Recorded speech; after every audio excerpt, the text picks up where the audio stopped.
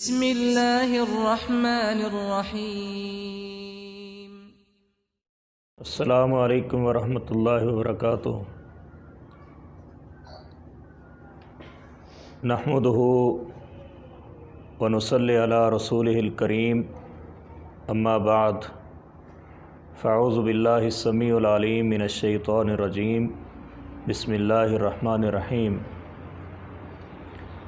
قال اللہ تبارک و تعالی فی کلامہ المجید والفرقان الحمید، وما خلقت الجن والانس الا لیعبدون۔ وقال فی مقام آخر، یا ایھا الذین آمنوا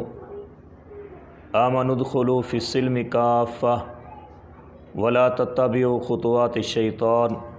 انہ لکم عدو مبین۔ تمام برادران اسلام سے حمد و ثناء اور درود و سلام کے بعد یہ اہم ایک موضوع مختصر وقت میں بیان کیا جائے گا کہ جو آج کل بہت ہی خطرناک گناہوں کا وائرس پھیل رہا ہے، یہ حقیقت میں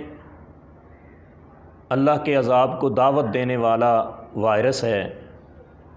جو کرونا وائرس سے بھی کہیں زیادہ بدترین ہے، کہیں زیادہ خطرناک ہے، اور وہ ہے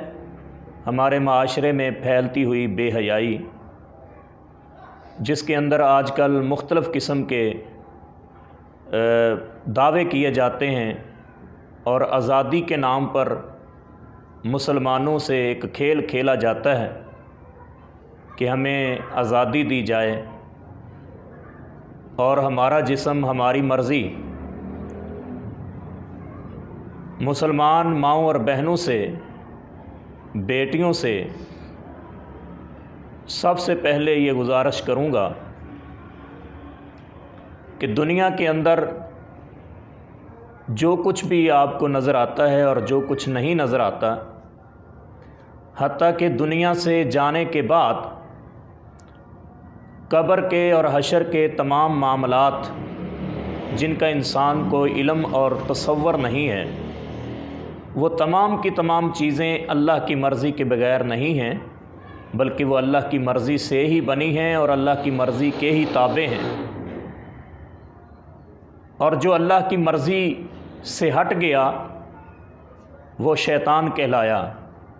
کیونکہ پہلے وہ بھی اللہ کی مرضی کے مطابق تھا۔ تو جب اس نے اپنی مرضی کو آگے کیا اور اللہ کے حکم سے انکاری بنا،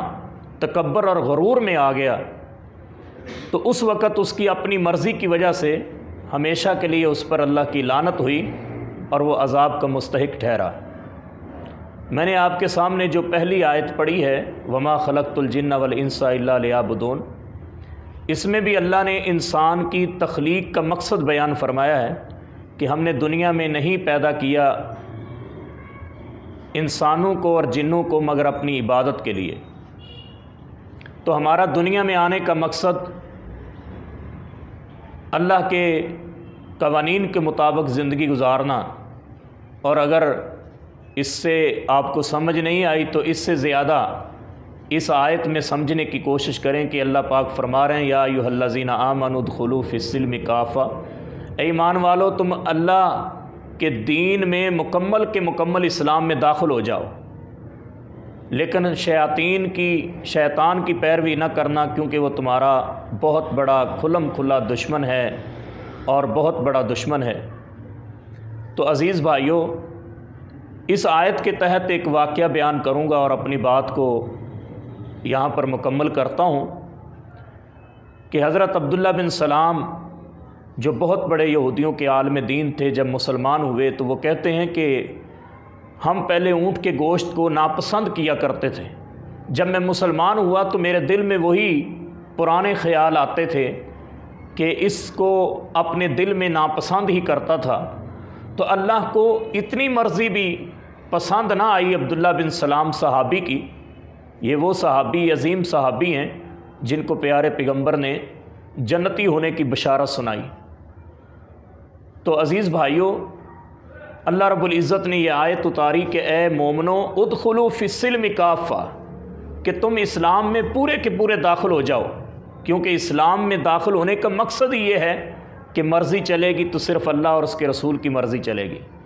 اپنی مرضی سے کچھ بھی نہیں ہو سکتا، اور اپنی مرضی چلانے والا وہ مسلمان نہیں ہو سکتا، اور جو مسلمان ہے وہ کبھی اپنی مرضی سے نہیں زندہ ہوتا، بلکہ اللہ رب العزت نے بے شمار مثالیں دی ہیں قرآن پاک میں۔ محبوب پیغمبر کی زبان سے بھی اللہ نے یہ کہلوایا، قل ان صلاتی و نسکی و محیایا و مماتی للہ رب العالمین، اے میرے محبوب پیغمبر آپ بھی کہہ دیجئے کہ میری نماز، میری قربانی، میری زندگی اور میرا جینا اور مرنا، میری موت للہ رب العالمین، صرف اللہ کے لیے ہے، اور اللہ کی مرضی کے بغیر کچھ بھی نہیں ہے۔ تو اگر اللہ کی مرضی کے بغیر کچھ ہو سکتا تو حضرت یونس علیہ السلام کبھی مچھلی کے پیٹ میں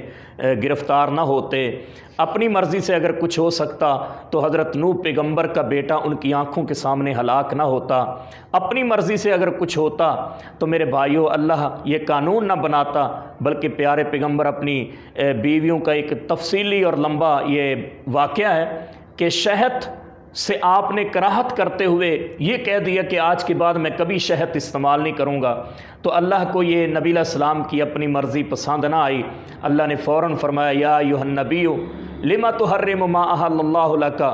اے میرے محبوب پیغمبر جو میں نے آپ کے لیے اپنی مرضی سے حلال قرار دیا ہے آپ اس کو اپنی مرضی سے حرام نہیں کہہ سکتے۔ تو میرے بھائیوں اس طرح کے اسلام کے اندر بے شمار واقعات موجود ہیں کہ جس میں صرف اور صرف اللہ کی مرضی چلتی ہے، اللہ کی مرضی کے بغیر کوئی نبی ولی یہ دعویٰ نہ کر سکا۔ ہم کون ہوتے ہیں یہ دعویٰ کرنے والے کہ ہمارا جسم ہماری مرضی، ہمارے کام بھی اپنی مرضی کے؟ تو مسلمان جو ہے وہ ہمیشہ اللہ اور اس کے رسول کی مرضی سے زندہ ہے اور ہمیشہ زندہ رہے گا، موت بھی اگر اس کو اس حال میں آئے گی تو وہ کامیاب ہے۔ اللہ پاک ہم سب کو